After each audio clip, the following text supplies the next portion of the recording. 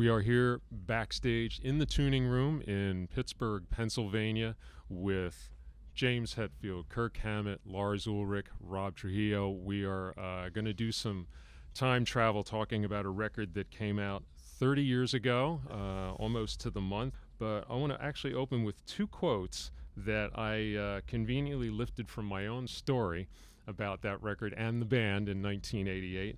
And one of them was, and this really is sort of a lead up to what we want to get to, the heart of this album and the box set, this giant box of history that I need a forklift to get it up to my apartment, but the rewards are Wait till incredible. the Black Album one. One of the things, I was talking with you, Kurt, and we were talking about the way, at the time in 88, 87, the way that the mainstream press, particularly rock critics and such, were talking about the band. And one of the quotes that you made was that people were writing out the band as, quote, ugly guys singing ugly things to ugly music, which really was the perception in a lot of corners. But then there was also a quote from somebody. This is a direct quote. "I knew they were destined to make a huge mark that they're just beginning to make now. Metallica is going to be one of the bands you look back on in the year 2008 that people will still listen to the way I still listen to Zeppelin and Sabbath albums." That was Jason Newsted. And how prophetic was that? And the thing is, we're now in 2018 with a record that in some ways was the first top 10 album. It was your first album after the loss of Cliff Burton, and it was your first real working experience with Jason. And at the same time, it was the last album you made in that way, that extreme, with songs that long, that intense, and that topical for almost 15 years. So in a way, it was like the peak of something, and it was also kind of the end of something. Like you had gone to a point that you almost couldn't go past. You had to change yet again. When you look back at this record, do you see it as, what kind of a mark does it leave for you, James? Well, you mentioned it's like the beginning and ending of a lot of different things. They kind of overlapped. And I think for me, well, I think the point where Lars and I had driven the band at that point, we weren't sure where it could go after that. Obviously sitting in a producer's seat, pretending we knew what we were doing. For 5 months. Yes. And, sonically, obviously you can tell who kind of mixed that album. But so after that, it's like we realized, okay, we can go outside of the box here. We can ask for some help production-wise. Let's focus more on the music. As far as songwriting goes, I remember being on that tour, playing these songs live and looking at the set lists just shrink. That, we used to be able to play a lot of songs. Now we can only play this many songs because they are so long.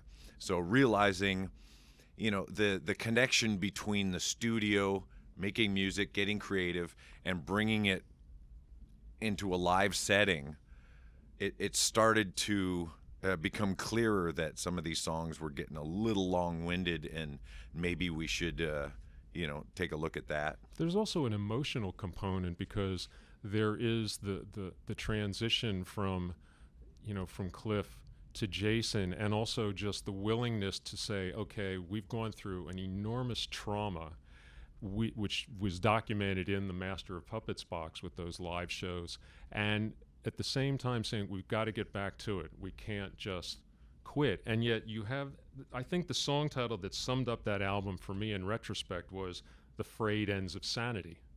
And it was a song that you didn't play for the next 24 years. Maybe we're afraid. Well, actually, it would be so cathartic that we would be healed. Well, there is a certain emotional aspect to it that, short as straw, harvester of sorrow, to live is to die, uplifting stuff. Well, we were, no doubt about it. There was that cloud of grief following us for quite a while, and just reflecting on what you have to say about those titles, and I think back at it, and yeah, maybe subconsciously, there was we were absolutely still dealing with all that stuff, but I mean, we were pretty young still, and I can only talk about myself during that period, but I did not know how to process it. I hadn't lost someone like that under those circumstances. I don't think any of us had. And so I think subconsciously we just buried a lot of stuff, and that stuff was struggling to get out. And I think subconsciously a lot of it got escaped through the music. I mean, I honestly believe that in retrospect. How about for you, Lars? Because, in some ways, the drumming and the intensity of what you had to do on a lot of those songs, it can be almost like a physical release to get stuff out. Were you conscious of that, or was it? When I think back on that time, for me, it's part of a story, So obviously, yes, like James was referring to, it. When I think of Justice, it slots in between Master of Puppets and the Black Album. So I have a tendency to kind of look at these experiences very sort of practically, and so there was this whole Puppets thing. Then, like you're saying, Jason came in. Obviously, and we've talked 1,000 times about this, we were not able to process grief. None of us knew really how to deal with it. So we all jumped in various liquor bottles and gave Jason a really hard time because what the fuck was he doing here? And I mean, the whole thing was so bizarre. And at that, when I think back to that time now, I just remember, we always kept moving. It was always, we never sat still. And the only reason actually we had a little bit of a break that spring, we'd finished the Master Puppets, and then we started writing the first couple things, first few notes. I think the first thing we were writing was the Blackened. We were over in San Rafael at some rehearsal studio, and then we're supposed to go play Saturday Night Live, and then James broke his arm, and then there was a kind of a break in the action, and then we sort of, well, now what? And then the Garage EP happened, and then we built the studio in my house on Carlson Boulevard, and then we went to work on writing the stuff when we came back from a few festivals. And for me, musically, we were just picking up where we left off. I wish I could tell you that at least I was conscious of the fact that the accident or any of that played a specific role in choices of riffs or choices of lyric subjects or anything, but I don't recall it that way. It just felt like, here we go again. That the motivation was like really the thing that was.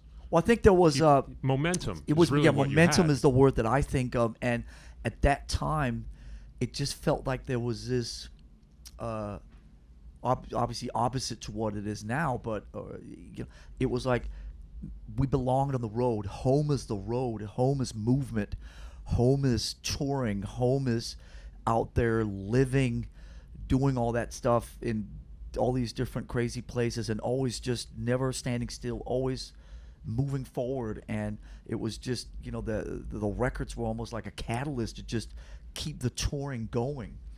And so, it was like we left off on Master Puppets, and then, like James is saying, the songs got longer and crazier and more progressive and more sideways, and and that sort of ran into a wall over the course of the tour for the next year and a half, when like he was saying, we sort of, okay, now we're in Greenville, South Carolina, and here comes 3 Justice songs over the course of 30 minutes, and everybody's like, huh? And it was like, well, maybe we need to relook at this. But for me, I can't tell you that the frayed ends of sanity was something particular to that time. It was always about movement. Before we get to the process, I'm curious, Rob, as someone who would have been an outsider a fan listening to this record, what was your impression of that album the first time you heard it, both as music and as something that spoke to you as a young man? I always thought I thought of Justice as more of a concept album, and I A think concept about what? just everything from the system and like some of the titles that you had. It's like, I think what happens with a lot of bands and what happens with Metallica is it's easy for the fan to create his vision of, it's open to interpretation. So there's the idea that you process of what it means and what it is, and it's sort of a journey that you take from the album cover, which was totally amazing, probably my favorite, so the music comes to life through the album cover and what you're listening to, and the unique, we'll get into the sound, I'm sure, but I mean, all of that stuff played a role in this really special album, and it was really very different from what had been done prior. So it was an exciting time. I used to go running in the mountains, in Santa Monica Mountains, with my cassette, my my headphones, Walkman, and that was sort of. I mean, every Metallica album, that's what I tested it to, how fast I could jog and run or whatever. Make you run faster. Yeah, and it was for me an exciting time. And then when the tour came around and stuff, that was sort of the talk of the town. Well, you've done this really forensic approach to each of the records, from Kill 'Em All, Lightning, Master, and now Justice, and with the riff tapes, the demos, the rough mixes. In going back through Justice in particular, which is really the album alone was an enormous document, big enough to be a double album. What is it that you realize about that working progress, that process by which you were putting songs together, but the songs actually it's almost like architecture. There's actually these sheets in the book where, from the sessions, where I think it's the tape counter numbers, and it actually breaks down solo 1, solo 2, pre-chorus, back to verse 1, and this goes on for like 2 columns, so that you've actually mapped out the music, whereas most people write songs and it's like, here's the verse, here's the bridge, here's the outro. You are actually building something with a much different structure even than you had on Master of Puppets. Yeah, it's kind of like the building of a house. Like you said, here's the things we need. What else would be really cool in here? What's the finishing work, and what's the overall look and feel? You're right. It was, every song was a riff tape in itself, and we had so many riffs that we wanted to get them all in. So we were jamming riffs in there, forcing them in. You talk about kind of the craziness of frayed ends or something, that all of a sudden it goes over this way, and trying to outdo ourselves that way. How many riffs can we get in one song?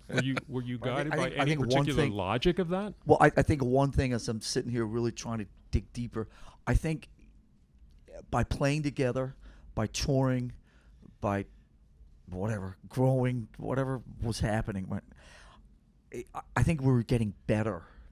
Literally, just getting better at what we were doing. We were more just sort of just on top of what we were doing. It felt like maybe we were just more confident steering the train, the ship, whatever. And I think so we could do like frayed ends. I don't think we would be capable of doing frayed ends 5 years earlier on Kill 'Em All, on Ride the Lightning, because we just didn't have the chops or the skills yet. And I think at that time still, it was very much, there was this kind of underlying thing about ability and about chops and about what's Slayer doing and what's Megadeth doing, and all this.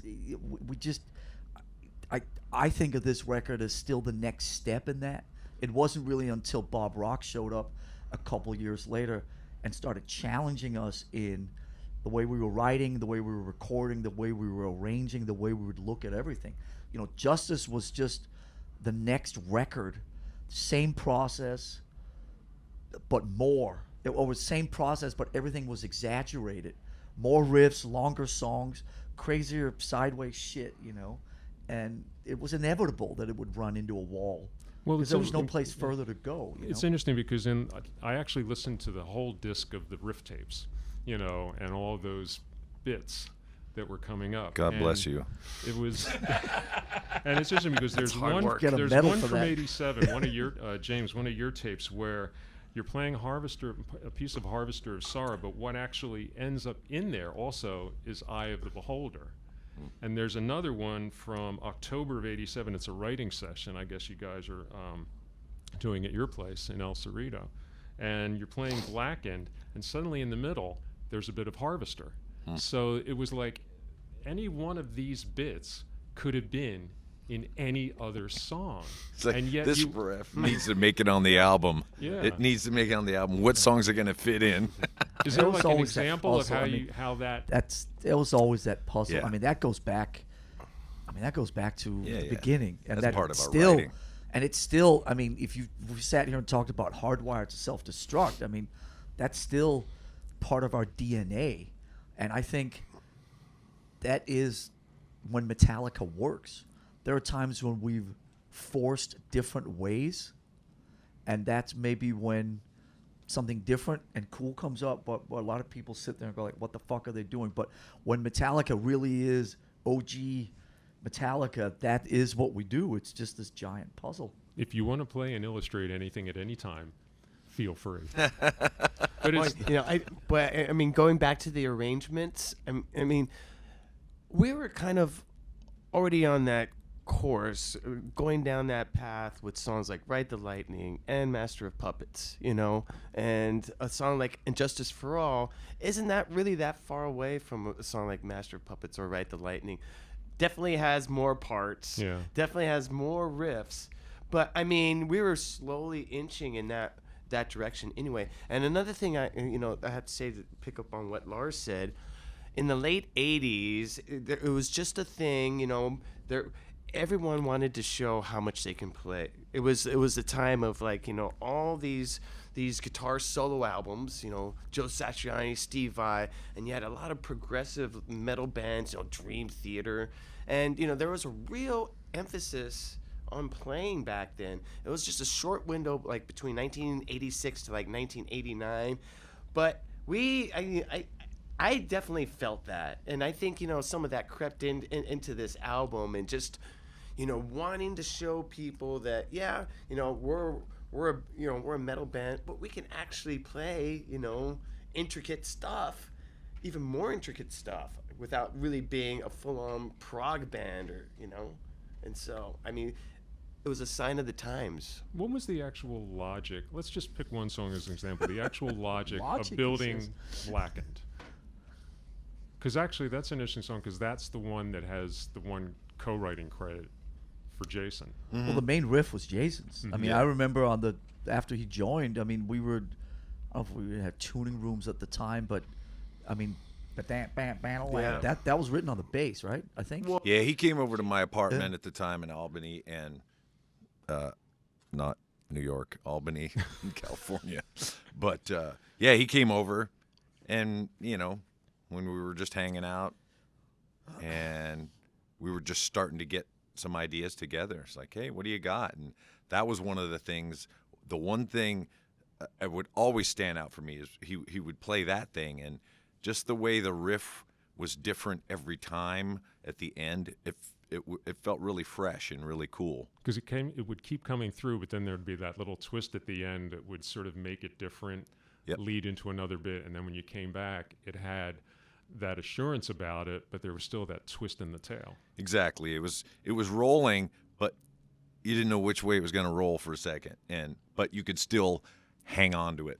But having gotten that riff, what do you think? Okay, what would go well with that? In a way, it's an interesting logic because it's a kind of composition that really stands because the record clearly does have a legacy, and yet when you look at it, and I look at those tape sheets where it's actually broken down, any one of those pieces might have gone somewhere else, but clearly there was an internal logic, writing-wise and ultimately vocally, because there's actually one version of Blackened in the box where you're playing the riff and humming the vocal melody. There's no words, but clearly you've got an idea of what's got to sail over top. Well, that's always something that I feel I've been pretty good at is, you know, the drummer's doing something, the guitar's doing something, doesn't have to be the same, and then the vocal's going to, you know, the way they work together. I've always thought of the voice as one of the instruments. So here's a percussive thing, just like I'm playing drums on the guitar, essentially, and then same with my singing, you know, just another rhythm that's happening along with that. And that's just part of building a song. Well, out of the 36 parts in Justice that are listed on that one sheet that's in the book, what would have been the point where, okay, we are actually starting to compose And Justice for All? We say that about every single album. Just press the red button and record it all, and then we'll figure out what's good. Let's just jam, let's just write, let's just create, and let's let it organically happen. Or let's take this riff that we love and force it in somewhere. Just there was a jam it bit of in. everything. There was a Yeah. bit of everything. But I think the jamming came a little later. This was extremely detailed, very precise. We wanted to be as tight as fuck, as tight as we could ever be, and not just playing wise, but sonically. We wanted it to punch you in the face, and that. I think that was our motivation. As far as sound wise, we wanted it to jump out. We were obviously in a transition, a dark place, but it was darker than you knew? other places that I've been before, but I've been in a lot of darkness. So for me, it was just kind of the next thing. And what do you do with that? Well, you write about it. You put it out there, and I do remember people saying, well, wow, now that, Cliff died, you're not going to write about death anymore. It's like, what?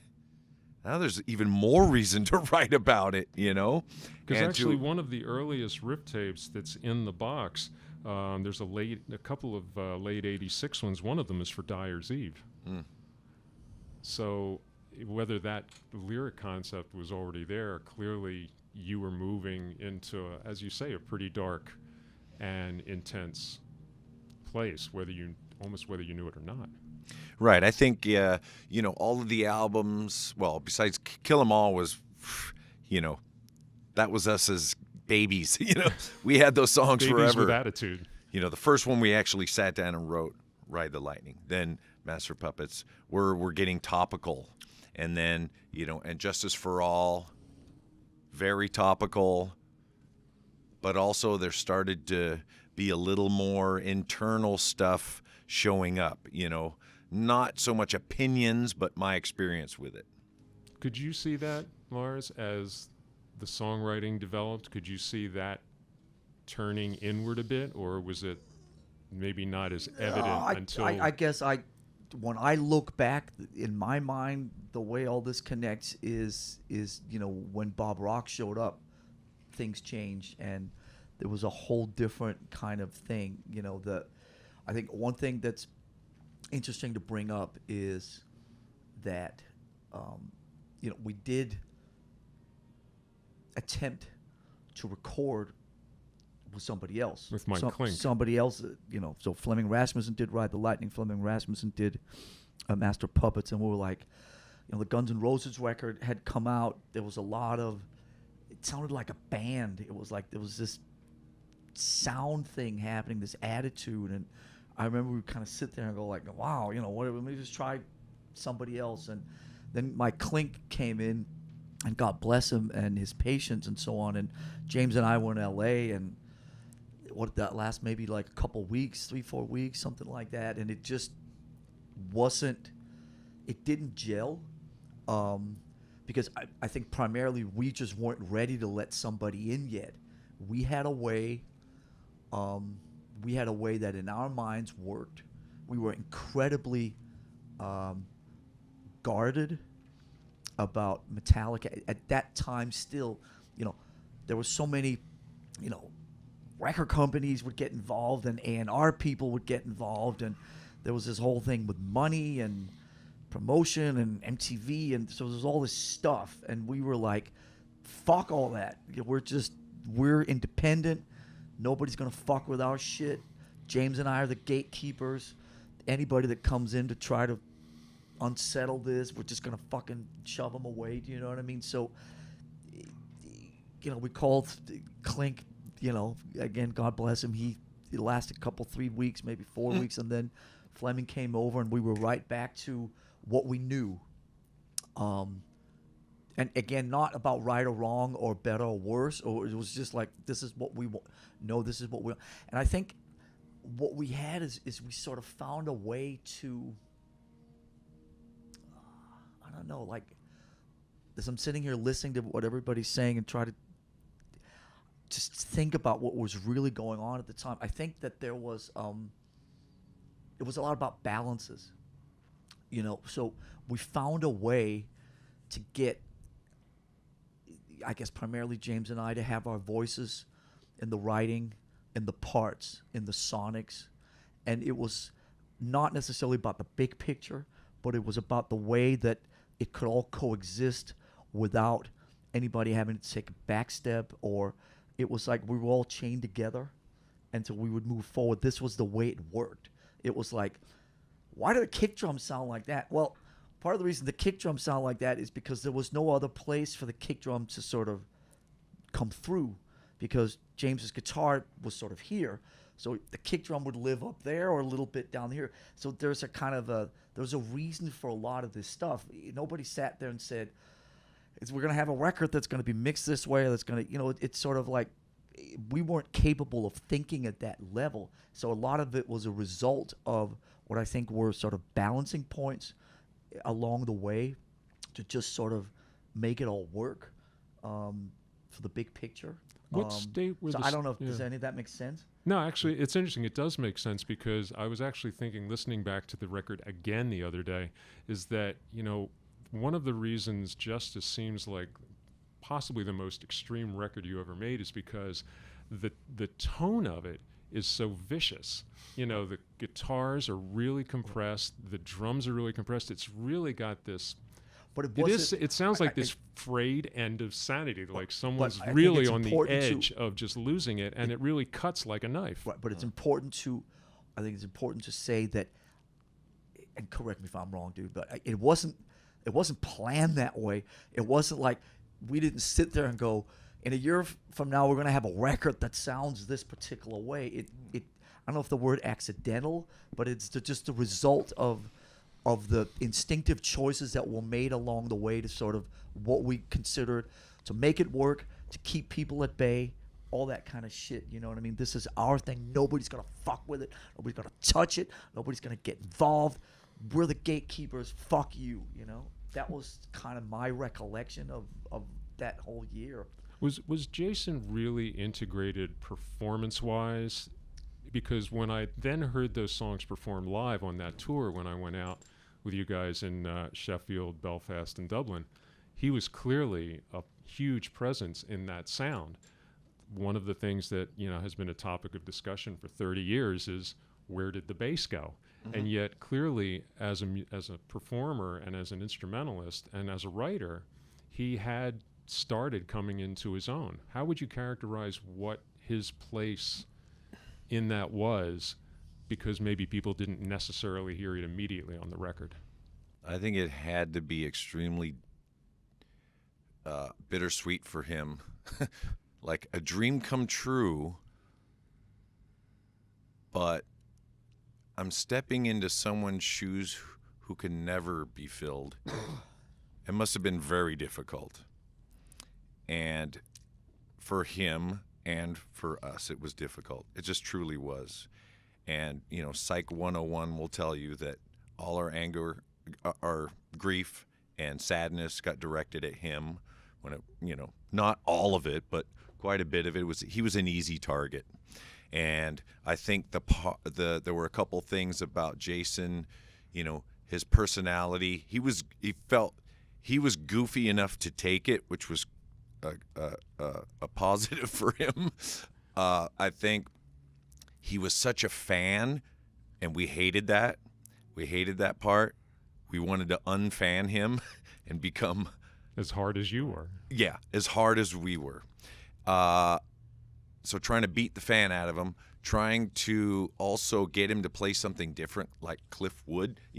He played with a pick, and he would follow whatever I would do. And I remember there were times where I'd be playing, I'd just turn around so he couldn't see what I was playing, so he couldn't follow me. It's like, do whatever you want to do, So, but obviously live, he fit right in. He was a great force, and you heard the bass live. So, and he wasn't afraid to step up to the mic and bark whenever he felt like it. And he would sweat. He would really sweat, and he put a lot into the live show. So that gained a lot of respect, at least I think for us, once we started touring with him. Yeah, and also, I think Jason tried again to try to balance things out by kind of like really being prominent on those songs when they were played live.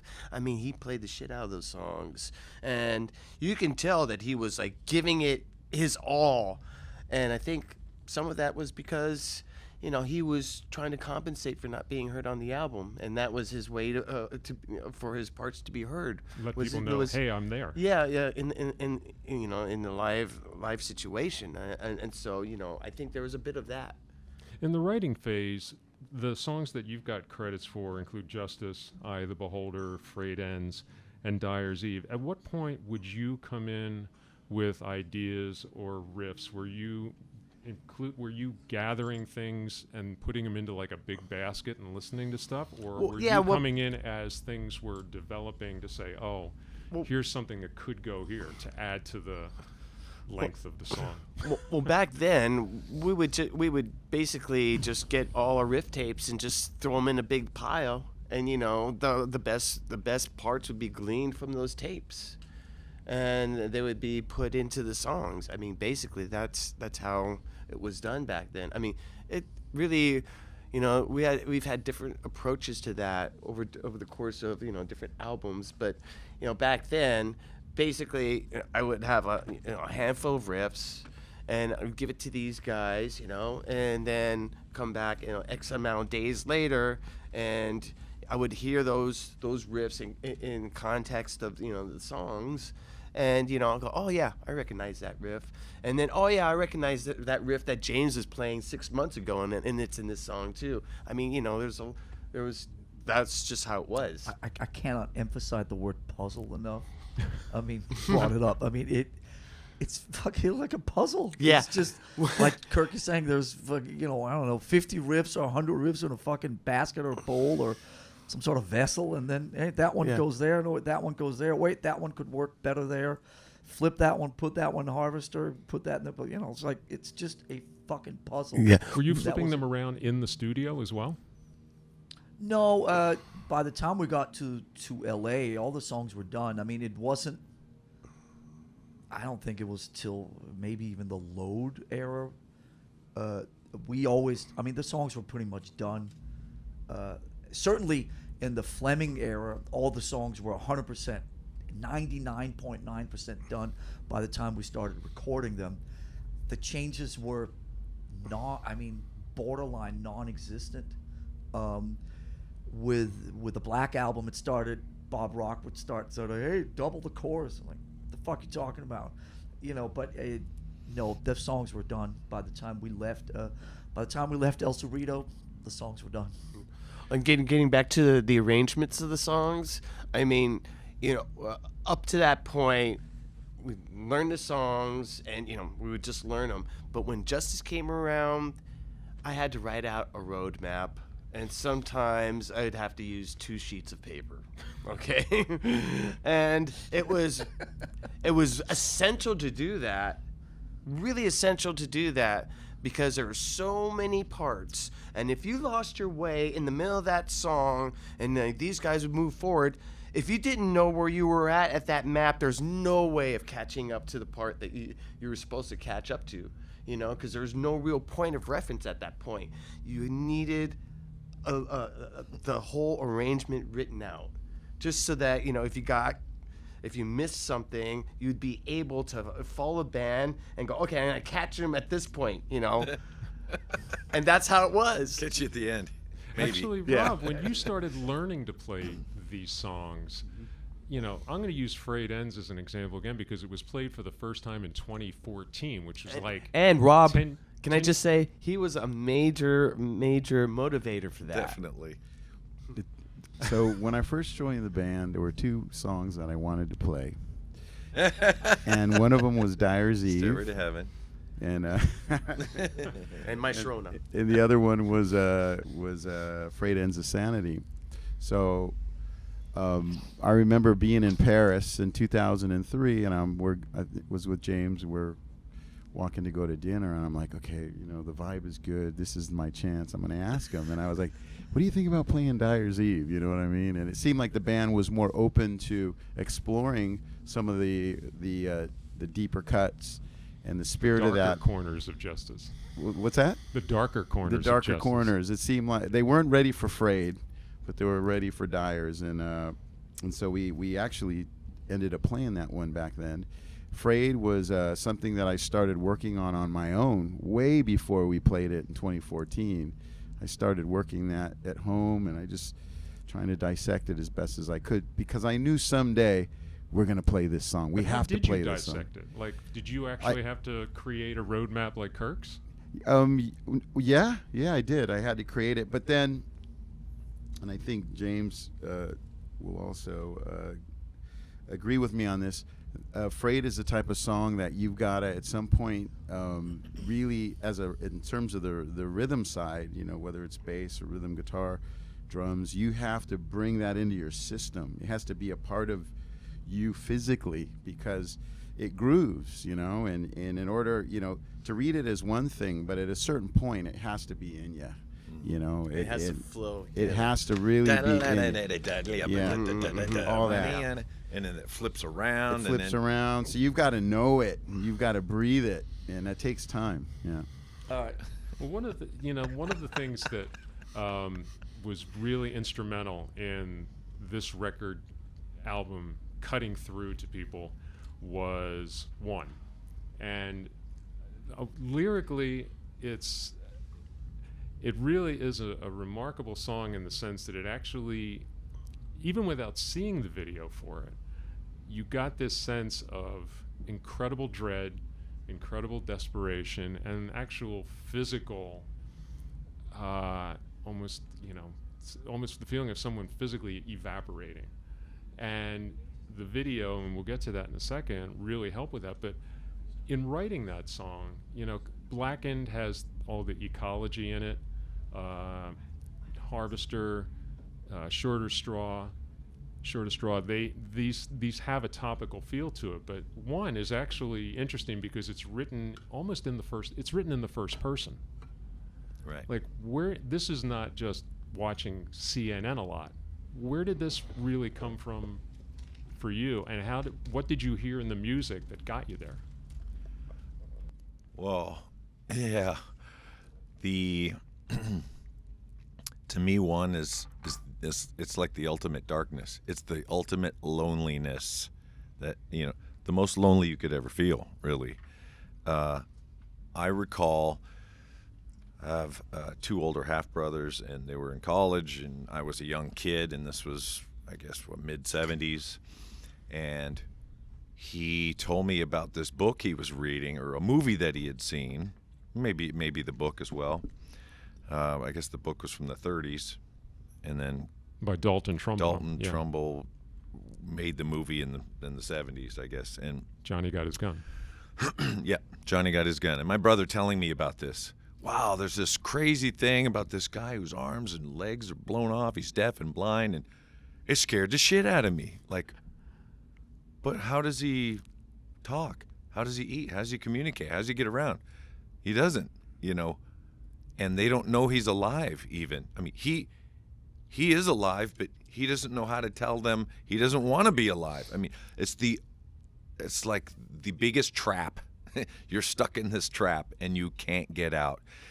So it brought up a lot of emotion for me and a lot of fear.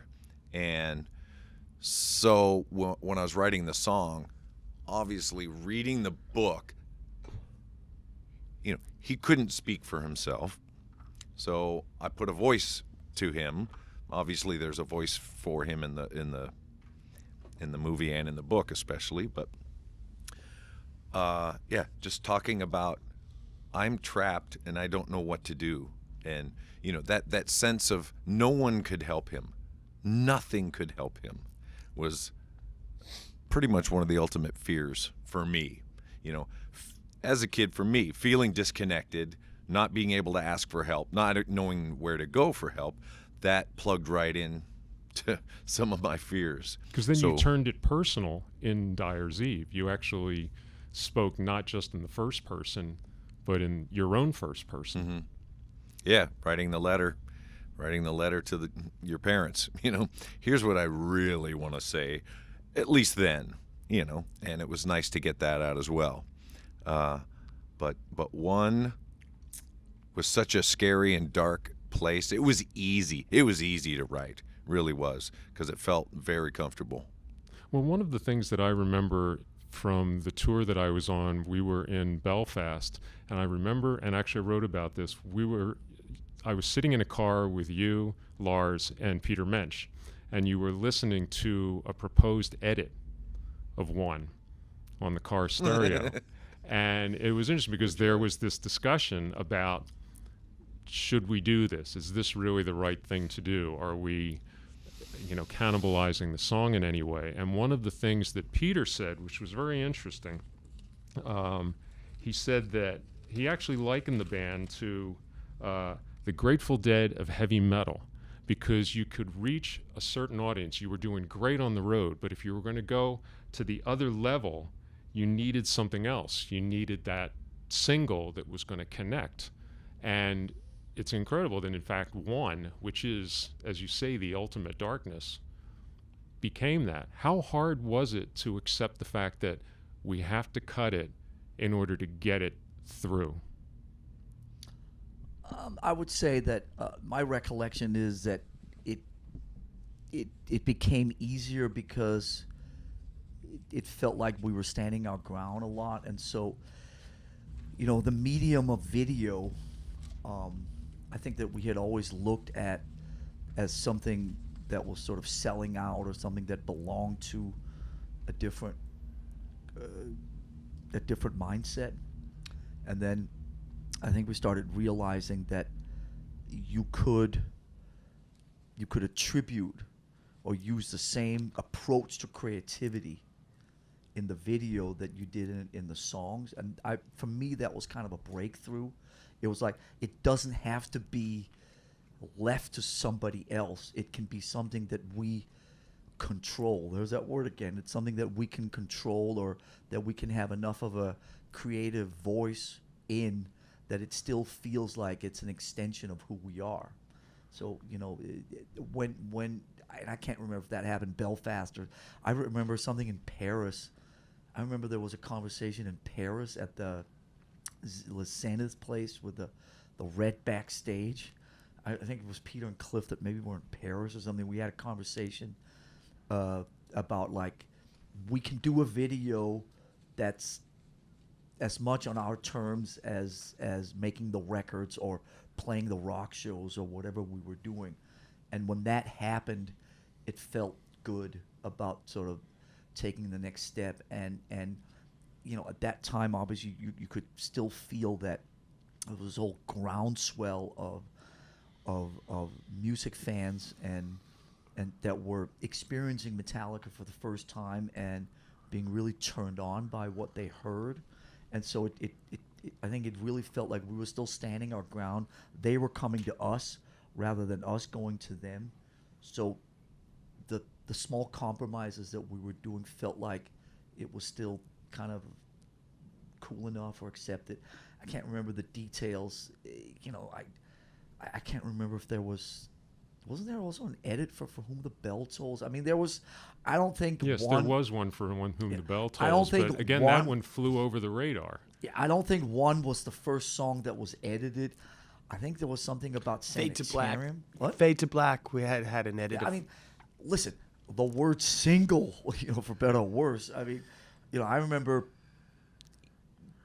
among the first couple conversations I had with Cliff Bernstein on the phone before we were even like together as a unit, it was like, for whom the bell tolls, for whom the bell tolls, for whom the bell tolls. And then it's like, I got to give that to radio or whatever. And maybe the intro went from 32 bars to 16 or something. I can't remember. I think we were okay. This was not the big sellout of life here. So, if one went from 8 minutes to 6.5 minutes, it was like, okay, this is tolerable. But, if this can open up, I think the thing was always that if this will open up and bring more people, it will expose them to what we're doing. And then they discover the record, then they discover Puppets, then they discover Lightning, then they discover Slayer, then they discover Diamond Head, then they discover Merciful Fate. There were so many people in America at that time that didn't have access to heavy music because it wasn't on the menu of what the major record companies were serving, right? And so it's like nobody knew what independent music was or whatever. So I remember that we were part of some conversations about if we could help bridge that gap to get, people that were into, say, Iron Maiden and Judas Priest, to discover that there was still more heavier stuff out there that they would maybe like. Well, this is actually a good moment to bring in Michael Solomon, who was the director of the video for One. And yes, Hello. here he Michael! comes. addressing the subject of perceived compromise is a great one because, it has happened in little bits all along our career. And, you either embrace change and use it to your advantage, As a or lever. point it, in the right direction, or you're afraid of it and you turn around and kind of maybe stay the same size or don't grow at all. And I was afraid of the video, because whenever we'd turn on MTV, it'd be Asia or some Toto or something, and that was Not to mention what we names or wanted. anything, but there not you at go. all. But that, the perception was, okay, we're joining that. Yeah. And when we didn't want to join that, so when they asked us, we need a video, that helped a lot, first of all. And I think there was one moment when I was at the Stone on Broadway in San Francisco, there to see some band, I don't know, some metal band, and some kid came up to me and he spit on me. And he says, "You sold out. You made a video." And right there, I went, "Yes, we did. Fuck you." And that's when I started to realize that, okay, you can stay where you stay small and in this thing, but if you have something to say that's really important, you need to utilize these things, whether it's video, whether it's the internet, whatever's coming our way, a movie. That's what you got to do. You got to go for it.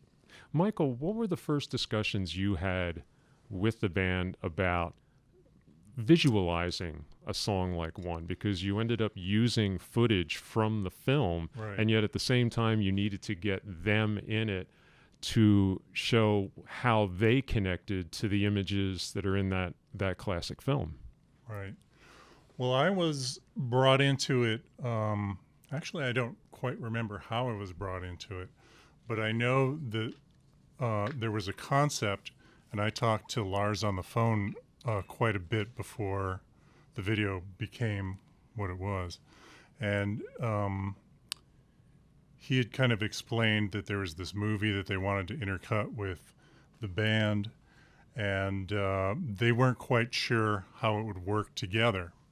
I wasn't either. And I think the first time I actually met all of you was on the set and I have to say that I was a partner with Bill Pope, who was the photographer, and he kind of directed the live performance section. And I was brought in mainly as an editor to try and figure out how to interweave the movie with the song. And that's actually really the important thing, because to integrate the performance aspect and then have that footage, which is, even at this remove, is still incredibly graphic. That image of the guy on the hospital It is. bed and the doctors around him basically dismembering him. Well, I remember bringing in a rough cut. I had actually gotten the original track, the 7.5-minute song, and we had found an old dirty print in Italy that had to be transferred like 3 different times, so it looked horrible. And I kind of experimented with where I could put the movie in between a lot of the breaks in the music, covering up most of your solos. Yeah, I Which remember. I had to speak up about that. I was like, at least give me some FaceTime during the solo. Right. But I remember bringing it in, and you guys, obviously, because it was the day that you were shooting your performance, I brought in this cut that had a lot of blank spaces where you were going to be put in, and I had all the movie pieces that I thought were appropriate intercut with it. And I believe you looked at it, you shook your head like you didn't understand what was going on, which I'm sure you didn't, because it was just these black holes with. It's me most of the time. And I believe you What is this, by the rolled way? your eyes and walked out of the room about halfway through. Yeah. So that was A couple like things I remember now. I remember somebody came up. If you look at the video, there's a lot of shoulders and arms and body parts. That was obviously kind of in reference to the arms and legs and all that stuff. That we're missing. Yeah, all that. So, and I think, at that time, the biggest source of inspiration was what everybody else was doing, because that gave us the exact, sort of like, this is what we have to avoid. Yeah. It became always the antithesis. You turn on MTV, it was color, it was light, it was life, it was hair and makeup and people jumping around and fun and silly and all that type of stuff. No names mentioned, but everything was just like, we want to do the opposite of that. And it was just like, okay, black and white, low lit, body parts, all that. It was just sort of like, let's just do the opposite. It was the total contrarian approach to what everybody else was doing. No feet walking, no milk in the snare drum, no, Yeah. No partying. And was it in Long Beach? Yeah. it was Yeah, in it Long was Beach. Long Beach, Yeah. right? We were playing a couple shows at Long Beach Arena, and it was a day off, and we came Yeah, it down, was and a we were in big, this giant empty warehouse. factory. There was nothing sexy about any of. I mean, this was just Just us. cold. It was It was just cold. cold, and just sad, and exactly the way that it should be. It's what I exactly mean? the way the song was written Well, and exactly the way it sounds. should Sad. be. Yeah, no, it's just, but it was incredible because when you think about the source, when you think about, James telling his story about his brothers and all that. I mean, you think about, I remember Cliff Bernstein also talking about the book and the movie, and when you just think about that literary piece, as a source of inspiration, and then it sort of ended up being the cornerstone of the video, and just bringing something completely different into the MTV generation at that time. That's kind of a mind fuck, the way that all worked out. I mean, I remember we were in San Antonio. We had a day off in San Antonio. The biggest thing at that time on MTV was called Dial MTV, and it went Monday to Friday. I think it was like 3 o'clock in the afternoon. People would call in, and we're like, maybe there's a chance. Maybe we'll bubble under. Maybe, we'll be number 10. Maybe we'll be number 9. I remember we were all sitting in our hotel rooms, or some of us were, or whatever, and there was the MTV countdown, and fuck, the video's not there. you know, and then we ended up debuting at #1 on the first day that it was available for Dial MTV. It was like, holy fuck, that just threw everybody, but also kind of solidified what we talked about before about all these people that were out there, the voiceless, that wanted something different than what was being served to them for all those years, and all of a sudden getting a chance to unite behind something that spoke to them or spoke for them. You know? But it was interesting because you were also building on something. Because one of the things, and I wrote about this in the story that I wrote in '88, which was the first piece that you had in Rolling Stone, was that after every show, I saw it in Sheffield, Belfast, and Dublin. After every show, there would be tables set up in a hallway backstage, and you would sit there for an hour and a half after the gig and just sign right. arms, take pictures, you know, about the just kids? talk to people,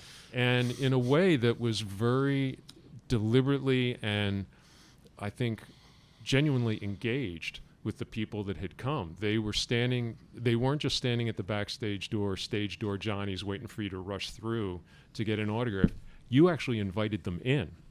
And it really, that really caught my eye because I could see the way your audience had built and that you were still cultivating them. Actually, cultivation is the wrong word because it sounds like you're actually trying to just grow popularity. You were actually connecting with people in a profound way that the video actually just solidified. Yeah. I Well, think the at that- connection was the main word there for me. And I don't know if it came, maybe we grew up, well, the band grew up listening to a lot of punk rock, and we were hanging around with a lot of punk bands, and that was the attitude. Like, we're just another dude, you know, come on in and hang out, and, you know, there's nothing special about us. Anyone could do this. Yeah, that part. I mean, that part. I think we prefer to hang out, drink beer, shoot the shit with our fans. That was not about growing in numbers. That was just it beat sitting on the bus talking to the fucking road crew or whatever. No disrespect to them, but it was like hanging out those were the people that we wanted to be with because they were us. We were all in this together. You know what I mean? And so every night, sitting there and drinking beers and doing that kind of thing and shooting the shit with the people that come to the show, that was just a natural extension of our personalities. Did you miss that when one and that kind of success almost made it harder to do that?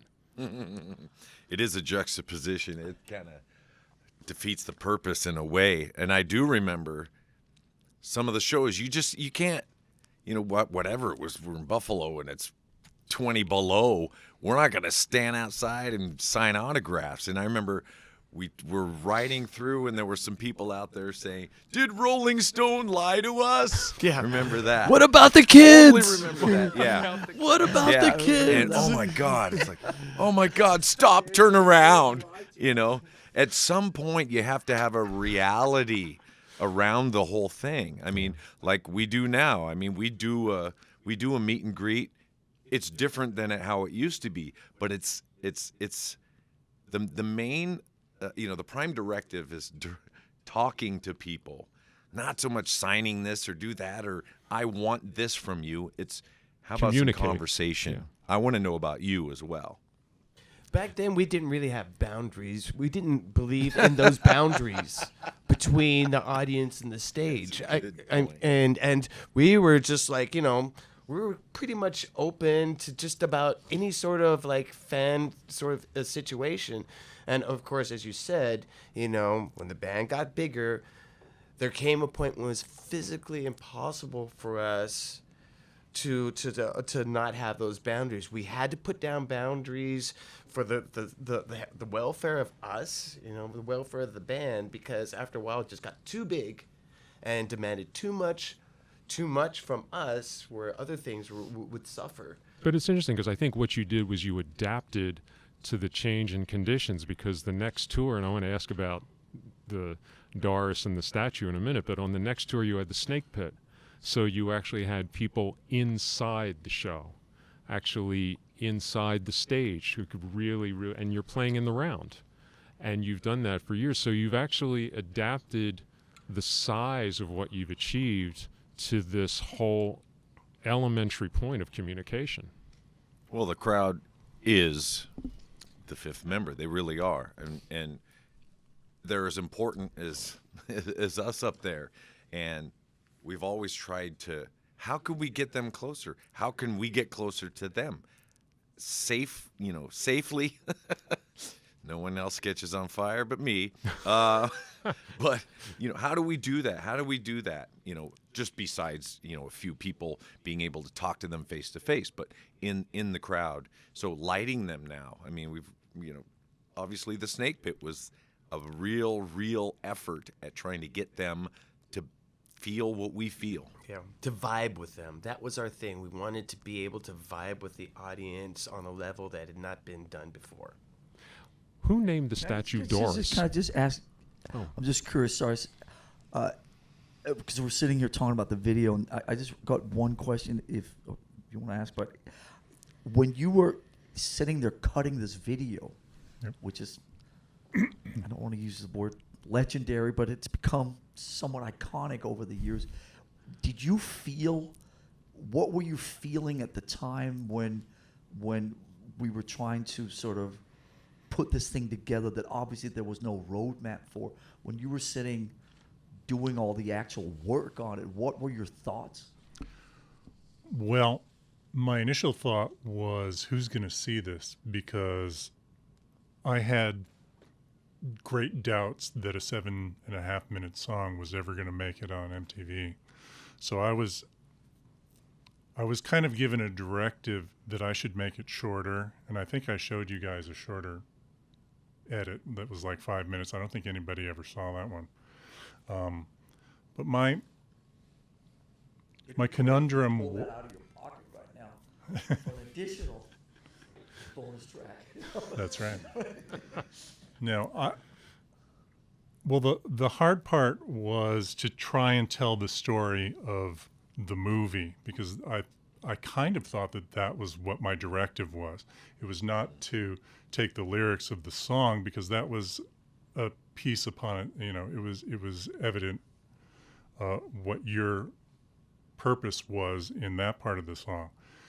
I thought I was supposed to expand the whole story and bring in all the other elements of the main character's life into it, and to bring the doctors. The doctors had kind of a very important part in the movie, because they didn't realize that this guy was alive. And I think I heard you talk about that earlier, that it's they thought he was brain dead, so they were just keeping him alive just to see what would happen. I think they were performing experiments on him. But the song, as well as the movie, was all this inner dialogue stuff. And I tried to present it at first just pictures from the movie, but it didn't make any sense, because you couldn't you didn't know what all the dialogue. His head. What does that mean? Yeah, it was. I mean, It's basically. not even in time with the drums. Exactly. I mean, if you just use it silently, it really is just a guy lying in bed. So I had to open it up and try to sell the rest of the But at piece. that time, there was no other videos that had incorporated dialogue. That had a actual that had a narrative. at that narrative, level, yeah. right? Well, that Was that your was idea? New. It was, because I didn't think it was working the way I thought it was it was presented to me to present back. I had done. I was mainly an editor at the time, and I had taken a lot. Everybody at that time, all the studios would have some big singer sing their lead song, and then I would put a lot of clips from the movie into it. But it was always a lot of action stuff, people laughing, cars flipping over, whatever the movie was. And I think maybe that's why I was suggested to you guys to come in. And I just realized that it was just this guy sitting in a bed, and there's a dialogue happening in his head, which happens on the soundtrack. But if you cut all that out, it's just a guy lying in bed, and it was pretty boring. So I thought, let's expand it to the rest of the movie and try to bring the whole the whole piece into it. And I don't know if that's what you guys wanted, but I had to try something. Well, actually, the first time that I delivered it to you guys, there was I remember having a nice long discussion with you, Lars, on the phone, where there was a lot of swearing and there was a lot of, this is our video, it's not about the movie, and everybody hates it, and you got to take all this out.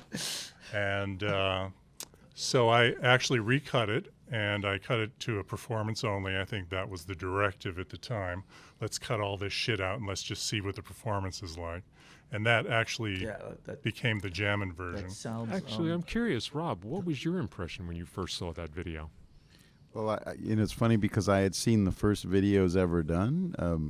When I was in high school, there was a class with Neil Bogart's Casablanca Records, and so I saw the Joan Jett video, I Love Rock and Roll, and Gary Myrick video, Making Plans for Nigel. So then all of a sudden, here's this, video that totally goes against the grain. And as a lover of metal, I thought it was awesome, and again, going back to the look and everything about it, it broke all the rules. How did you relate to the images of the body? And Well, I saw the movie when I was a little kid, Oh. so I had an idea of where this band was going with that, and creatively, I thought it was brilliant.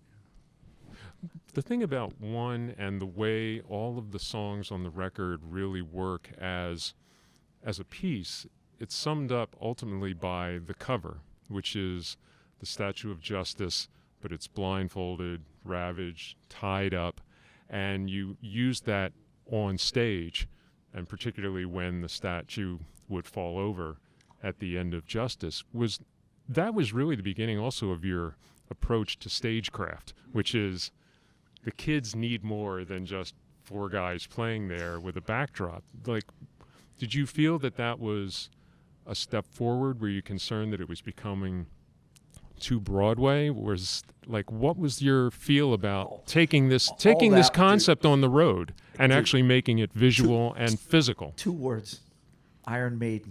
Absolutely. Iron Maiden, Eddie. Iron Maiden, And Eddie. Iron Maiden paved that way. I mean, when we got the crosses, a lot of it also has to do with resources. So on Ride the Lightning, we had a backdrop with a silvery logo made out of tinfoil because that was the budget. There was nothing beyond that. Then on the Puppets tour, we got the crosses. And that whole thing, and we were using the same guys at Iron Maiden. Were a guy named Charlie Cale, who was the #1 go-to stage designer, and Iron Maiden. Every record they put out, Somewhere in Time and Power Slave and Peace of Mind and all those records, it was all just about incorporating some kind of visuals into the stage set. They were the roadmap at that time, and they were the ones that did it better and cooler than anybody else. They seemed to always go above and beyond on the sort of the fan-friendly stuff that people could sort of really connect to. And so they were totally the roadmap. And so when finally there was some resources and we were playing bigger places, and we went to Charlie Cale again. And I think, Peter Mensch was pretty instrumental in a lot of that stuff at that time. And I think Doors was kind of somewhat inspired by Pink Floyd. The wall, when wall it where fell the over. whole wall crumbled. I think they'd done some legendary shows in, was it L.A. and New York or something, where they built the whole wall and then it crumbled, and somebody said we should do our version. I mean, it's not like a rip-off or anything. It's just like a sort of inspired by, they build it and then it crumbles down. It's like, okay, we can do that. But it actually takes the whole idea of justice for all, which is the last line in the Pledge of Allegiance, and makes it visual. Like, not only is Doris, the Statue of Justice, blindfolded and tied up, but she's basically ripped apart at the end of the song. Yeah, which I mean, is really all kind those, of what the song all song those is references, about. I mean, a lot of that stuff at the time, and we've talked about this many times in interviews along the way. I mean, it was very literal references from books, from movies, from so on. Somebody would have a cool title. Somebody would say, "Hey, and Justice for All," and then I think in that case, I remember saying, "Wait, there was an Al Pacino movie, but it's called Justice for All," and then James and I would sit and look at that, and was there something in there that was inspiring? Maybe not, whatever. And then it was like we were very open to sort of whatever was going on around us. Other creative works that was spark something in us. I can't remember, but I remember you and I watching that movie. I don't remember what came out of watching the movie, but I think the people that did we tell them what we wanted the cover to be like, or did they? I don't remember exactly, but I remember seeing that we were working with some designers or something. Andy Airfix, wasn't it? I don't think it was Andy Airfix at the time. I think it was I don't know, whatever. But we were very sort of open to a lot of input from different people at the time, and certainly the stage stuff that was definitely inspired by Iron Maiden's approach from bringing the album covers to life. Right, having a mascot or a Stephen Gorman. you know, an Eddie. Stephen Gorman, yeah. Okay, Stephen yeah, Gorman. yeah. But definitely Peter Mensch has a lot to do with the stage production and ideas and things. And Right. hey, let's make this come to life. And it was a really cool idea. And Well, There was being also di- another guy that Peter brought in. Like Peter would say, he invented him. I invented that guy. A guy named John Broderick, who ended up doing our stage productions and our lights for 20x years. came from the theater world, so Yes, it was really exactly. opposite of Yeah. bzz, you know, big time rock Again, and roll. yeah, exactly. Yeah, like not James just a saying, bunch of flicking lights, contrary but yeah, to what a atmospheric. lot of, again, sort of popular rock bands would be doing or whatever. A lot of, like he's saying, theatrical approach. Yeah. Was this Well, being John Danish- Broderick. Simpler with a little more quality Yeah. Yeah. instead of just, Atmospheric. you know. Being Danish, how did you Being relate to Danish. the? No, being Danish, how did you relate to this concept? That line does come from the Pledge of Allegiance. Like, how did you relate being in America to what the America that, in a sense, James was writing about in songs Well, like Justice, we would- Shortest Straw? I mean, when I came to America, just all the stuff that popped out of television, I remember just blew my mind. I came right at the time when, like, Jimmy Swaggart was, on TV, and Baker and all this organized religion stuff, and there was so much stuff about, like, the what was the guy in Virginia, Farrell, Falwell. Oh, Jerry Falwell. Jerry yeah. Falwell and all that. What was his thing? The PMRC and all that stuff. And James and I mean, we would just have a field day being contrary to all that stuff. We would sit around the Carlson House, watch TV, read an occasional newspaper, pick up on things that were going on around us. And so, coming from Denmark, just embracing, like, the oddity of all of that, and feeling, and James was kind of, we were just loners.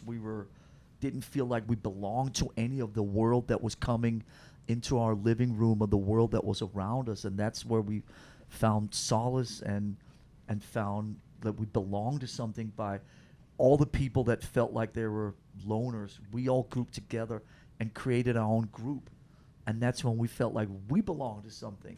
And then over the years, that group grew in size, and at one point maybe even became bigger than the mainstream. Well, And that was like the craziest thing. One of the things, James, you said when I interviewed you on the Snake Pit tour, we were talking about politics and the way Justice had really almost summed up Metallica as a topical band, a political band.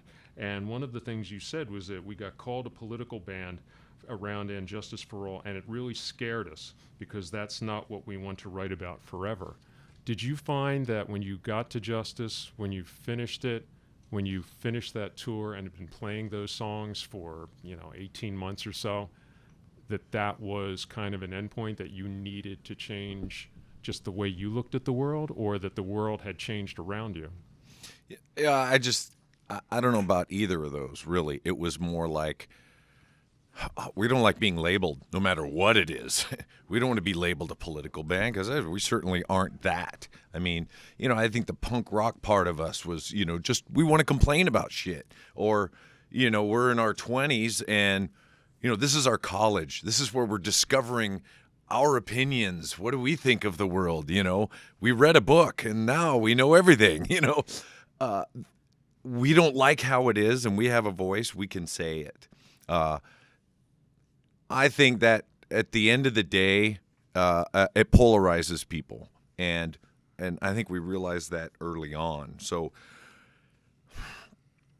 when you're talking from the heart, when you're talking about your story, your experience, people can say all they want about it, but they're not going to change your mind. They're not going to, this is always going to be right, because this is my story.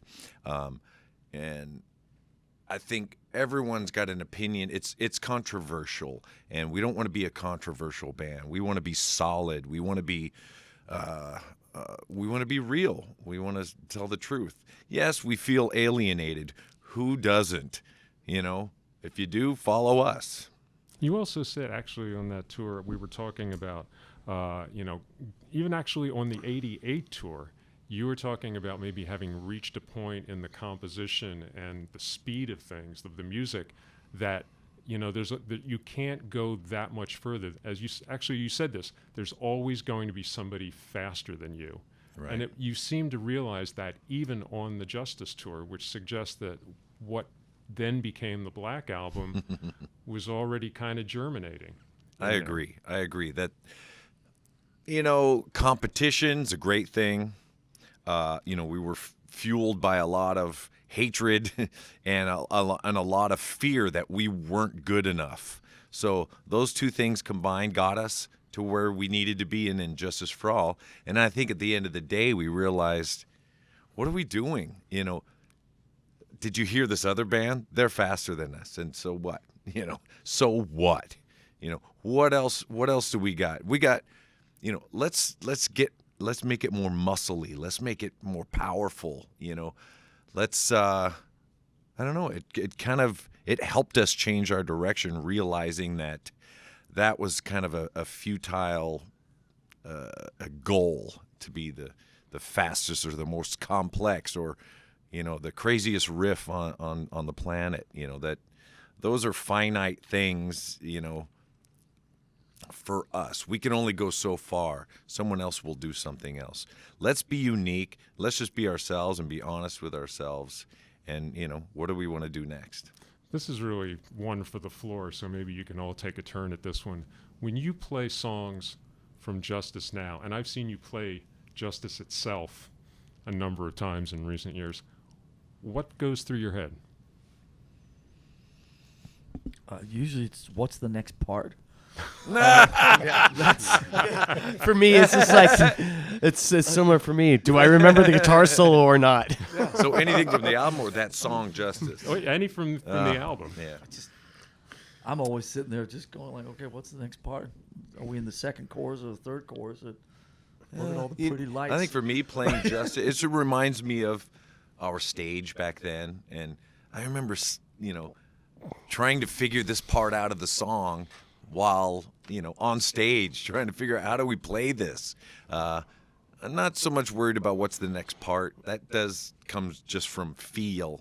But it reminds me of that tour. Yeah. It certainly does. It reminds me of that tour. Jump out of the way, Justice. Doris is going to hit you at some point.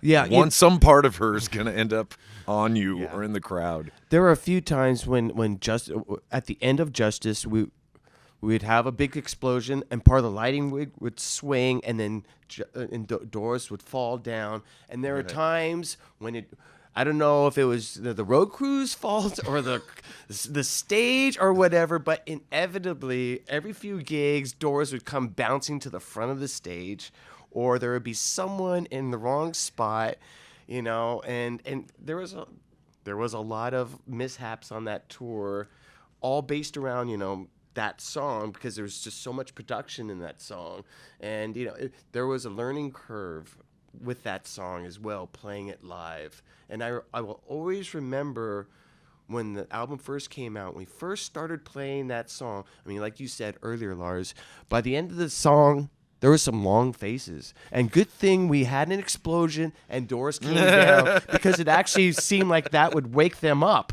And, Yeah, and I got hit in the remember head that. with Doris. I got headbutted by Doris. Yeah, I remember that swinging rigging almost took me out once because I just totally forgot. And then I heard the explosion and just leaped forward, because I knew that Doris was coming for you. following the explosion, there was like doors crumbling down and a big piece of lighting that swing back and forth Yes. over And, us. remember that. and there's a part of the song where it's kind of complicated. Yes. Wah, wah, Yeah. And you- na, na, yeah. wah, wah, and Exactly. you're trying to Yeah. do both things. It Like, was it was multitasking for sure. By the gotta end of ask that you- song, I got to ask you, Rob, as a fan, when you play Justice Now, what's going through your head? Well, it feels like a very orchestrated piece. There's a lot of layers, which I think is great. I could, again, it reminds me of an orchestra, a symphony. It's very symphonic. But it's funny you're talking about this because the other day I ran into a guitar player, Johnny Five. He plays in Marilyn Manson's band. And he told me that he had he was... Rob Zombie. Was it Rob Zombie? Okay, wrong band. Rob Zombie. Anyway, he knocked over something, or he tripped over a cable or a line or something that Cleveland, kind I of remember, dismounted the whole system. And I Lady remember. Justice came down early, and he said that Lars... Oh, the backdrop. The Yeah, the backdrop backdrop. fell. Yeah. Lars That's right. scolded him. He gave him a verbal beating, and he had fear in his... He had to do push-ups. Exactly, yeah. And I He just... had to put it up himself. So I'm hearing Back this up. now, and I'm in, 3 nights ago, I'm hearing this story, and it's 30 pretty years funny. later, Yeah. Justice is still Yeah. Justice it's is still a not topic done. of discussion. Well, I just want to say one thing, which has been in my mind the whole time we've been sitting here, which is that when you sit 30 years later, it's like each record has Lightning is this, and the soundbite for Puppets is this, and the soundbite for Justice is this, and the soundbite for the Black Album, and then Load, and then the Haircut album, and then came the Garage, the cover album, then came the Symphony. Everything's like this, just like Justice is the aggressive, rhythm guitars and drums, no bass. It's like, I think there's a little more to it than that, and I think that for me, when you focus just on, so much of it is about what came before and the path that led to what happened in 88 and 89. And I think that sitting and trying to what were you thinking in 1988? It's like, I think you brought up a bunch of stuff. It's like, huh, what? Yeah, sure. That feels like it probably happened or whatever. But I think I think you just have to remember that a lot of this stuff was us just moving forward. And you said, what were you thinking, and did you plan this? So much of this stuff at that time was instinctive, and it just sort of moved, and it's part of a longer story, a longer journey, that still continues and will continue, hopefully for another X years or decade. well, But in the way that we're sitting here now, it's just today is just it's still part of that story. Well, the story continues tonight when you gentlemen hit the stage here in Pittsburgh. I want to thank you from the tuning room, Kirk, James, Rob, Lars, Michael. Gentlemen, congratulations on 30 years of justice and 30 years of more mayhem. Cheers. Yay. Thanks, Dave. Thank you. Thanks, David.